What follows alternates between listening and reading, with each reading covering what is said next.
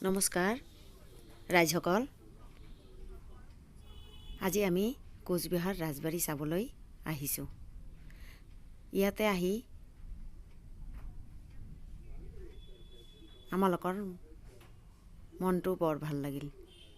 ৰাজবাৰীখন ইমান ধুনীয়া, ইমান ডাঙৰ, দেখিবলগীয়া বহুত বস্তু আছে। ধুনীয়া ধুনীয়া ফুলৰ বাগিচা, ধুনীয়া ধুনীয়া গছ গছনি, চৰাই চিৰিকটি দেখিবলৈ পোৱা যায়। আজি আমি টিকট কাটিছিলোঁ, সময় নোহোৱাৰ বাবে ভিতৰলৈ সোমাব নোৱাৰিলোঁ। বহুতবাৰ তালৈ গৈছিলোঁ ফুৰিবলৈ। তালৈ গ'লে মনটো বৰ ভাল লাগে আৰু শান্ত লাগে। দেখিবলগীয়া বহুত ধুনীয়া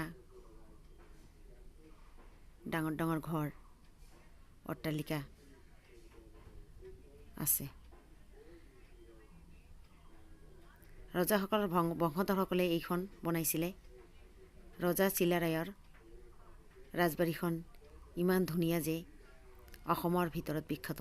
আপোনালোকে আহি চাব, সিমান দূৰ নহয় কোচবিহাৰ, ওচৰতে চাই যাব। এই চাব পাৰিছে, ইমান ধুনীয়া ধুনীয়া ভাল বস্তু, মৰম লাগে। জিৰণি লোৱা ঠাইও আছে। ৰজাৰ জানিবলগীয়া লিখা বস্তু আছে।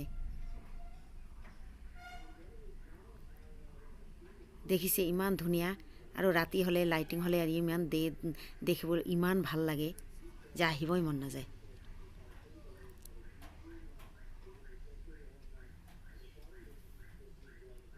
অসমৰ চব মানুহে ইয়াতে আহিব পাৰে। ইয়াৰ পৰা অলপ দূৰত মদন মোহন বাৰী আছে।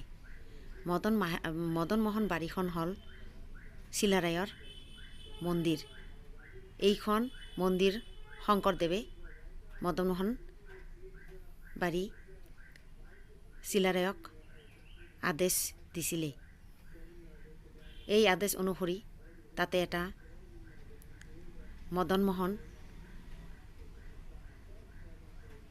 ঠাকুৰ আছে। ৰজা ৰাণীবিলাকে তাতে পূজা পাৰ্বণ কৰিছিলে। এইখন হ'ল ডাঙৰ চিলাৰায়ৰ